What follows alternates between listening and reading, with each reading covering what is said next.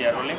बोले नंदीश जी, आपने TV, film, OTT, web series सब कुछ कर चुका है। अब राजस्थान इंटरनेशनल फिल्म फेस्टिवल में आपको अवार्ड भी मिल चुका है। अब आगे करने की क्या मतलब सोच रहे हैं, करना क्या है आगे? ये सब मैं डिसाइड नहीं करता हूँ, जो आता जाता है वो करता जाता हूँ। बस अब ये आया है तो ये किया है, अब आगे कुछ अच्छा आएगा तो वो भी करेंगे। बट फ़िलहाल के लिए 2 रिलीज़ेस हैं जो अभी होने वाले हैं इस साल में। एक अमेज़ॉन प्राइम की सीरीज़ है, एक सोनी लिव की सीरीज़ है। वो दोनों शूट हो गई हैं, पोस्ट प्रोडक्शन चल रहा है, तो वो ऑलरेडी आ चुका, कर चुके, अब बस ऑडियंसेस तक पहुंचना बाकी है। Yes, waiting. So do you think कि ओटीटी, फिल्म्स और टेलीविज़न, इन तीनों में जो मीडियम है उसकी वजह से जो एक्टर्स हैं उनको बहुत ज़्यादा चांसेस मिल रहे हैं अपने आप को एक्सप्लोर करने के लिए? Definitely I think because of OTT coming in, जो फिल्म्स और टेलीविज़न में गैप था वो काफ़ी हद तक ब्रिज हो गया है। People are getting more opportunities. हम सब जानते हैं कि बहुत सारे कलाकार, चाहे वो कैमरा के आगे हों, कैमरा के पीछे हों, सबको काम करने का मौका मिल रहा है अच्छी तरह से, अपना टैलेंट दिखाने का मौका मिल रहा है। And that's a good thing because you know, अगर आप मैदान में उतरेंगे ही नहीं तो लोगों तक पता कैसे चलेगा कि आपकी काबिलियत क्या है। अब एटलीस्ट लोगों को मैदान में उतरने का मौका मिल रहा है तो वो अपनी काबिलियत दिखा पा रहे हैं और उनको अच्छा अप्रिसिएशन भी मिल रहा है। Of course. एंड मैंने भी ये भी देखा है कि काफ़ी लोग जो आर्टिस्ट हैं, जो पुराने आर्टिस्ट थे जिनको लोग भूल चुके थे, अब वो वापस ओटीटी द्वारा या वेब सीरीज द्वारा जैसे रीलॉन्च हो रहा है उनका। तो do you think it's a good thing for Indian cinema? It's absolutely a good thing for everybody. I think, you know, like I said, there are more opportunities created for everybody. And बहुत सारे ऐसे examples हैं जो हमको लगता था कि अब इनका दौर ख़त्म हो गया है। वो you know, I wouldn't want to take names specifically, but सबको मौका मिल रहा है और सब वापस आके अपना काम दिखा पा रहे हैं। And that's brilliant. I think एक एक्टर को या कोई भी डिपार्टमेंट हो, चाहे वो डायरेक्शन हो, राइटर हो, जिनको जो क्रिएटिवली इंक्लाइंड लोग हैं, अगर उनको अपने आप को रीइन्वेंट करके वापस आने का मौका मिल रहा है और सेकंड चांस मिल रहा है, सो व्हाई नॉट? या it's just an upgrade, I think.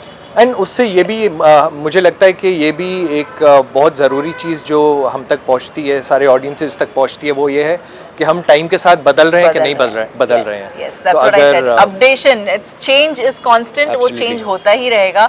तो अब ये एक चेंज मैंने आपके मुंह से ही अभी स्टेज पर सुना कि आप राजस्थान इंटरनेशनल फिल्म फेस्टिवल में अब से जुड़ने वाले हैं। So that's a new change for you, right? Absolutely. How do you feel like यहाँ पर आकर? आई थिंक इट्स अपनापन लगता है मुझे। आज सुबह भी किसी ने पूछा था, मैं किसी से वार्तालाप कर रहा था मॉर्निंग में, और उन्होंने पूछा कि ऐसी क्या चीज़ है जो आप राजस्थान से मुंबई लेके गए जब आप गए, तो मैंने उनको भी यही जवाब दिया था, अपनापन। I think that is something which, जो वार्मथ होती है वो मैंने यहाँ से सीखी है, क्योंकि मैं पला बड़ा यहाँ पे हूँ, मेरी स्कूलिंग यहाँ पे हुई है, और वो मैं अपने साथ हर जगह कैरी करता हूँ।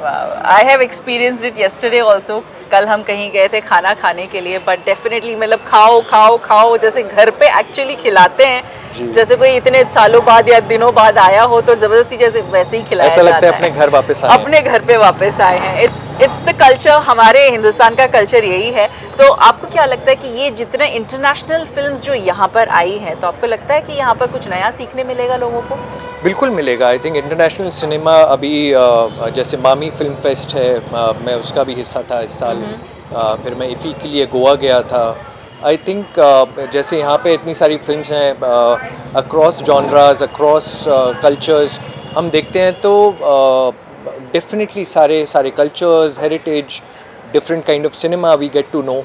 और I think we also, it's important, क्योंकि सबके पास वो रिसोर्सेज नहीं होती हैं कि वो पूरी दुनिया ट्रैवल कर सकें। और सिनेमा के ज़रिए हम पूरी दुनिया देख पाते हैं, अलग अलग जगहों के कल्चर्स को समझ पाते हैं।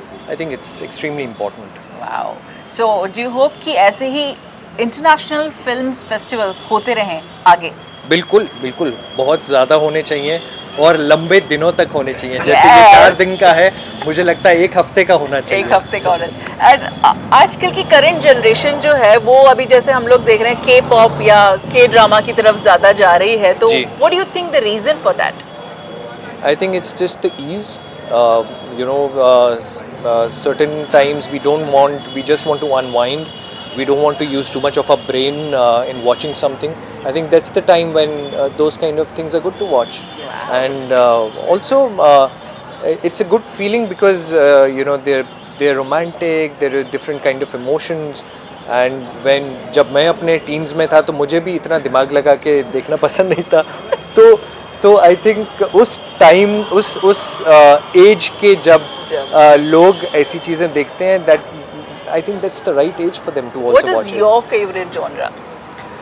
My favorite genre now has changed quite a lot, but I would say now I watch all kinds of films. It's not specific to any particular kind of films, but what I really want to do and what I think is something that really interests me is romantic dramas and human emotions. Anything based on human emotions, whether it's based on romance or not on romance, it doesn't matter. But human emotions is something that has really started intriguing me. More than action, more than thrillers, more than horror.